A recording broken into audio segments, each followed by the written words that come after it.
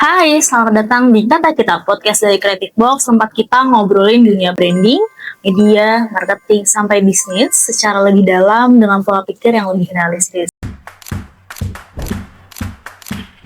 Aku Renata, dan kalau kamu udah dengerin episode sebelumnya di sini, kamu pasti ingat kita itu sempat ngobrolin tentang gimana teknologi, terutama AI itu, udah makin memudahkan hidup kita. Tapi kemudian itulah yang akhirnya membuat adanya ketagihan instan, jadi orang itu udah mulai malas berpikir dan akhirnya nge-stuck dan akhirnya terus menggunakan teknologi, bahkan sampai kehilangan pola pikir kritisnya. Disitulah kita bahas pentingnya critical thinking supaya kita tetap bisa mengendalikan teknologi, bukan malah kita yang dikendalikan oleh teknologi dan algoritma. Di situ juga kita bahas dari insight buku The Art of Thinking Clearly, jadi silahkan ditonton kalau belum ditonton. Nah, episode kali ini bisa dibilang sambungan dari episode sebelumnya, karena setelah kita udah mulai bisa berpikir lebih jernih dan lebih sadar dalam menanggapi apa yang ada di internet, muncul satu pertanyaan penting yang jauh lebih personal. Kalau aku udah nggak asal ikut tren dan mulai berpikir lebih kritis, sebenarnya aku itu mau dikenal sebagai apa dan siapa? Nah, dari pertanyaan itulah kita masuk ke topik besar hari ini, yaitu personal branding. Karena jujur aja, di zaman sekarang ini, dunia itu bukan cuma milik orang yang paling pintar, yang paling jago ngomong, atau yang paling memiliki banyak wawasan. Tapi, dunia juga akan memperhatikan dan memberi ruang untuk mereka yang bisa memperkenalkan dirinya sendiri secara otentik, jelas, dan penuh nilai. Oke, coba kamu refleksi sebentar, kamu itu udah mulai membuat personal branding kamu atau belum? Kalau misalkan udah, boleh dong komen di bawah kamu itu lebih condong ke personal branding yang seperti apa. Nah, pertama-tama, kita lurusin dulu nih, satu hal penting yang sering banget disalahpahami. Personal branding itu bukan berarti kamu membuat pencitraan palsu atau pura-pura jadi orang lain. Itu salah ya. Jadi personal branding adalah proses sadar dan konsisten dalam mengkomunikasikan nilai, value, identity, dan sudut pandangmu ke dunia luar. Ini bukan soal kamu harus jadi influencer, harus jadi tiktokers yang membuat advice ke ribuan followers kamu, atau punya page Instagram yang estetik. Bukan itu esensinya. Tapi ini lebih dalam lagi. Jadi, kalau misalkan kamu udah mau membangun personal branding, itu tuh harus ada beberapa pertanyaan. Jadi, apa sih yang orang lain ingat begitu mereka mendengar nama kamu?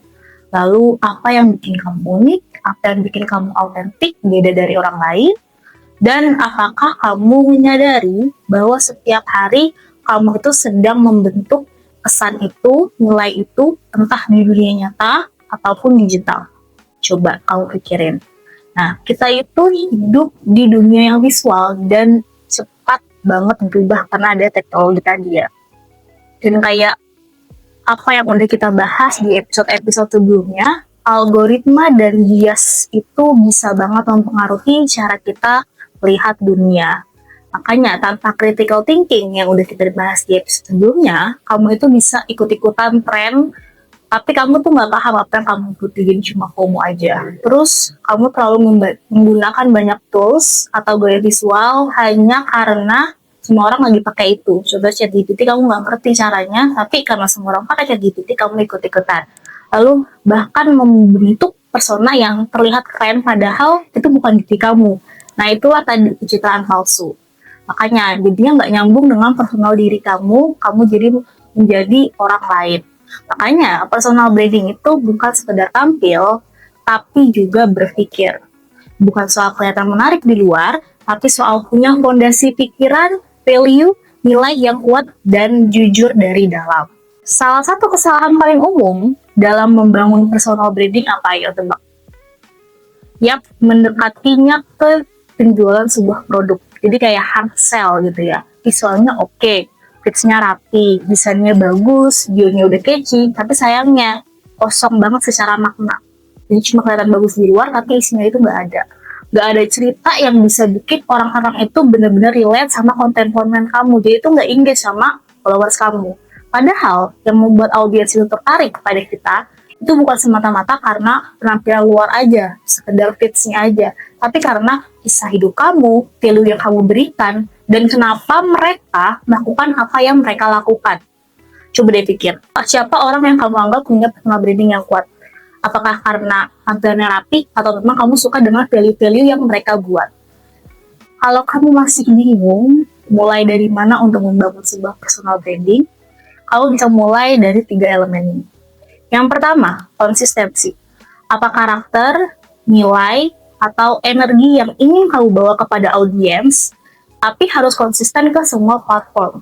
Misal, energinya itu kamu lebih suka olahraga, jadi sporty, energik gitu ya. Ya kamu harus konsisten di semua platform yang kamu gunakan. Kamu itu orang yang suka olahraga supaya audiens kamu jadi hidup lebih sehat dan olahraga juga seperti kamu. Lalu ada nilai tambah yang kedua. Ini tuh apa keahlian, perspektif, atau pendekatan yang kamu tawarkan yang bikin kamu beda dan menonjol. Misalkan tadi olahraga, keahlian kamu adalah berlari, ya kamu tonjolin nilai tambah kamu berlari, kamu bisa kasih tips and trick berlari secara interval seperti apa, terus misalkan half marathon seperti apa, kamu bisa masukkan tersebut ke konten-konten kamu. Lalu yang ketiga, cerita. Ini yang bikin audiens itu lebih engage. Jadi apa pengalaman hidup yang membentuk kamu hari ini. Misalkan olahraga tadi, kalau kamu misalkan dulu pernah menderita penyakit tertentu dan akhirnya kamu terbentukkan olahraga, ya kamu ceritakan aja ke platform kamu. Jadi kamu akan semakin engage dengan followers kamu. Jangan takut bercerita, karena orang itu lebih mudah mengingat kita karena kisah nyata dibandingkan omong kosong, ataupun gak ada cerita di baliknya. Coba kamu bisa challenge diri kamu, apa satu kata yang menggambarkan kamu secara personal. Yang kedua, satu skill yang menurut kamu jadi kekuatan kamu. Dan yang ketiga, satu pengalaman hidup yang sangat membentuk cara pandang kamu sekarang. Nah, kalau misalkan kamu udah buat semua pertanyaan itu menjadi sebuah jawaban, kamu bisa mulai konsisten untuk membentuk personal branding kamu dan kamu masukkan ke dalam platform-platform yang akan kamu gunakan. Jadi, di tengah zaman yang penuh dengan AI, template visual, dan juga content generator, mudah banget rasanya untuk membuat sesuatu yang bagus dilihat. Tapi sayangnya hal tersebut tuh nggak ada isinya secara dalam. Dan disinilah kita harus sadar kalau tools itu lagi-lagi hanya bantuan, mereka itu bisa membantu menyampaikan isi, tapi nggak bisa menggantikan isi itu sendiri. Jadi pertanyaannya, selama ini kamu lebih sering mikirin bagaimana tampilannya, atau apakah pesan kamu itu benar-benar mewakili siapa diri kamu dan apa branding yang kamu ingin tampilkan kepada audiens. Jadi kalau misalkan kamu sekarang lagi ngerasa, kok brandingku belum kuat ya? Atau misalkan yang belum pernah membangun personal branding, kamu masih bingung, apa sih personal branding yang ingin aku bangun? Mungkin jawabannya bukan karena kamu kurang aktif atau kurang eksis, tapi karena kamu itu belum cukup eksplorasi dan refleksi terhadap siapa kamu sebenarnya. Ingat, personal branding itu bukan tentang menciptakan versi sempurna dari diri kamu yang penuh pencitraan lagi-lagi ya, tapi tentang menemukan versi yang paling jujur dari kamu dan punya keberanian buat menampilkannya dengan konsisten dan percaya diri sesuai dengan value yang ingin kamu tunjukkan. So itu dia episode kata kita hari ini. Thank you for watching. Jangan lupa subscribe YouTube kita dan follow our social media platform. Sampai berjumpa di episode selanjutnya.